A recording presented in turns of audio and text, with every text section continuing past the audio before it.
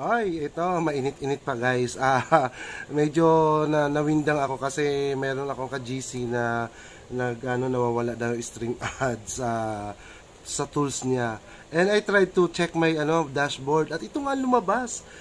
Dalawa dati ang sa tools ko. Ngayon dati stars at saka in-stream ads. At ngayon iisa na lang at nakapunta na doon sa baba ng tools na not yet pwedeng gamitin.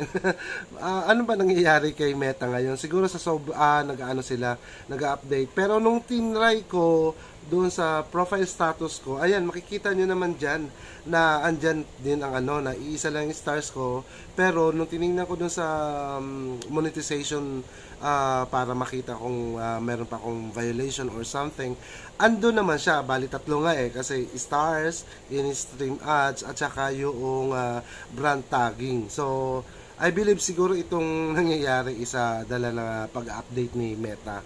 And siguro hindi naman ako kailangan mag-panic dahil wala naman akong violation na nangyari or na natanggap from Meta. So ang point ko lang diyan is relax lang, baka hindi pa natatapos yung pag-update niya. And wala naman akong natanggap na violation. So I believe na maayos din as soon as possible. So guys, baka magulat kayo at magpanic kayo. Relax since kung wala naman kayong violation at intact pa din naman yung nyo at hindi ka alam nyo wala kayong ginawang pag-upload ng mga video na galing sa iba, ay relax lang. And ako lang medyo nagulat lang din kasi akala ko sa kanya lang, kasi baka mamaya ang inisip ko merong violation siya nagawa. Pero hindi naman, parang halos sa akin nga nagulat nga ako. Ba't nawala?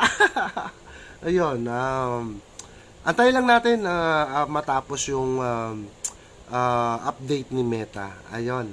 So, chill lang tayo and focus on the goal lang tayo, guys. Thank you.